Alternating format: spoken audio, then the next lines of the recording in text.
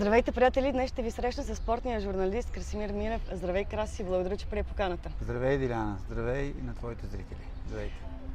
Струва ми се, че в последно време прекалено много хора казват как обществото се е озлобило, как вече хората не са такива, каквито бяха. Имаш ли такива наблюдения? Имам, защото то си личи във всички сфери.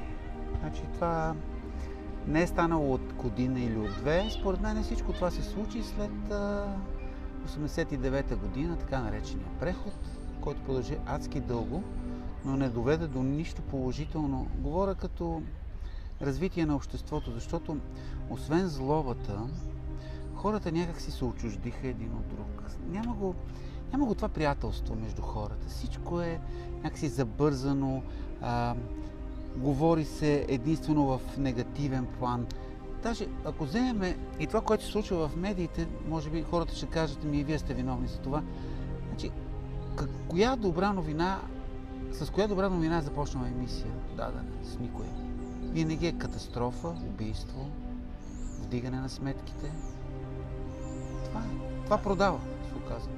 Казваш, че живота е само комерциалното, нищо друго. Значи много малко телевизия или медии или там, както искаш го разбери, но много малко се отделя на тези хора, които правят нещо добро.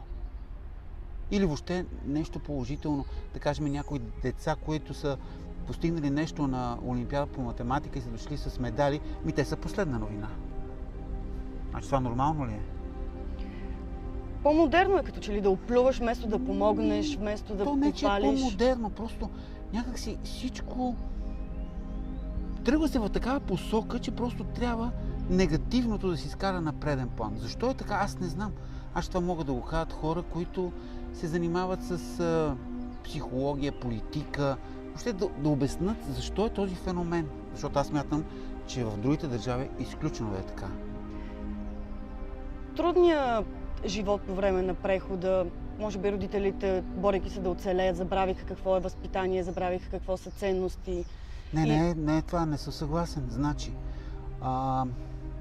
всичко тръгва, както ти каза, от семейството, от училището, от средата, в която си попаднал или си в момента. Значи, когато няма едно нормално образование, когато няма никакво уважение към родители, когато няма никакво уважение към учители, тогава как да се възпитава един млад човек, който въобще те пушат в училищния двор, пият бири, никой не смее да им каже нещо, защото станахме на няколко пъти свидетели как ученици бият учители.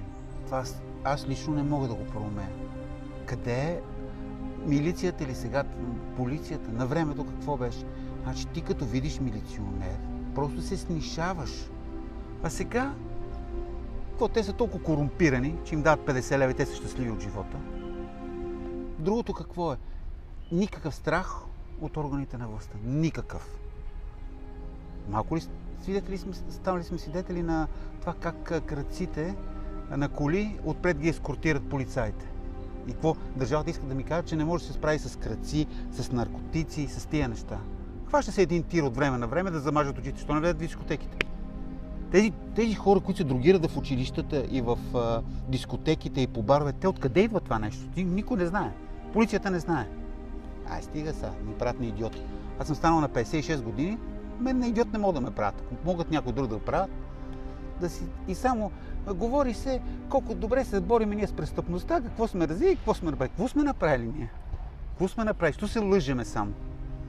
Може ли да отдадем това и на части на съвременните технологии, които някакси забравяме, че отсреща страна седи истински човек, човешко същество с чувства, с емоции и някакси това ни отчуждава допълнително? Виж, аз нямам нищо против технологиите. Технологиите, това е нещо, което... това е естествения път. Хората се развиват, технологиите помагат за това нещо. Аз съм сигурен, че те не пречат за отношенията между хората. Напротив, ако те се използват в правилна насока, това ти носи само плюс. Изкривени ли са съвременните ценности? Кои са важните неща в живота? Важните неща в живота са да си добър човек. Да помагаш на хората, ако имаш възможност. И когато го правиш, да не го афишираш. Защото това е много по-ценно. Ето, примерите са много. Кристиано Роналдо, всички казват колко пари взимал или Лео Меси. Те помагат и никой не разбира. Това е истината. Значи, много пъти съм чувал, че и Слави Трифонов помага на хора. И той не иска да се обявява. Така че, ето, това са някакви примери, които има нещо човешко в хората. Значи, човещината няма. Колко хора ще спрат, ако тук сега някой падне, примерно, да му помогне? Съжалявам, че не може да направим този експеримент, да видиш. Ще го подминава, че казвате, той пиян ли е, къв е, дрогиран ли е. Но все пак може да се намери някой. Не може всички Може, да ги слагаме в не. знамената. Аз съм сигурен, че се намери. Не, има добри хора. Аз не съм казал. Но, за да има още повече такива хора, трябва да се направи нещо. Значи, трябва да има възпитание. Това възпитание пак тръгваме училище, семейство, среда, всичко това. Почваме си го говорим едно и също си го навиваме като пружина. Другото нещо ти казваш, ами защо хората са озлобени? Ти според тебе, ако не вземеш 3 или 4 месеца заплата, дали ще е спокойно? Как ще стане такова нещо? Значи, ти работиш, чакаш някой да ти плати, той не ти плаща, накрая фалира и ти не взимаш пари. Това добре ли? Държавата нищо не може да направи. Омбудсмана на Майя Манолова прави жената каквото може, ходи навсякъде. Какво ще направи една жена? При положение, че държавата не иска да те защити, извиняйте. И говориме. Защо никой не каже? Значи, мен ми е много смешно, когато кажат, увеличаваме пенсиите на хората с 5 лева. Там, за Коледа, за Нова година или там, за Великден. 5 лева или 10 лева. Те дали ли си сметка реално политиците, какво са 5 лева или 10 лева в днешния живот? За хора, които са работили 30 години. Мен ми звучи малко странно така, те да не знаят какво се случва в магазините в България, кой колко струва. Как се живее, примерно, с 160 лева пенсия. Ако си болен човек, имаш някакви лекарства.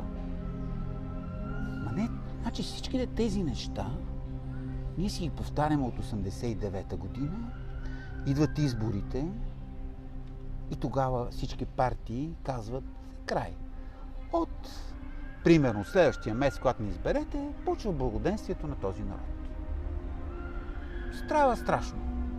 Какво става страшно? Аз чуя как оцеляват тия хора. И това е нормално. И само парадираме, че сме страна от Европейския съюз. Много хубаво е това. Страна от Европейския съюз. Където възрастните хора се заключват с 5 катинара да не влезнат и вземат 200 лева. Аз много се надявам, че всички тези деца, които учат в чужбина, един ден ще се върнат тук и нещо ще се промени. Защото по този път не може да се кара. Ма не може. Не може източване на фондове от Евросъюза. Всеки се прави на луд, че не знае. И те ще свършат тия фондове. После откъде ще се вземат тия пари? Просто нямам идея, значи. Дано малото поколение да се оправи и да така, след като са живяли в чужбина, да пренесат нещо от тази култура, от този начин на общуване в страната ни. Защото е жалко България да се затрие. Виж, Диди, значи, лошото е, че хората от този целия разговор ще кажат, ето, тези пак ни говорят негативни неща, нищо позитивно. Аз не казвам, че няма позитивни неща. Аз казвам този народ да се събуди и да види защо, какво се случва. Значи не може гърците, които са на 500 км от нас, непрекъснато се бунтуват за всяко нещо. Тук сега ни дигат бензина, каза, че е нормално. Няма картел. Окей, няма картел.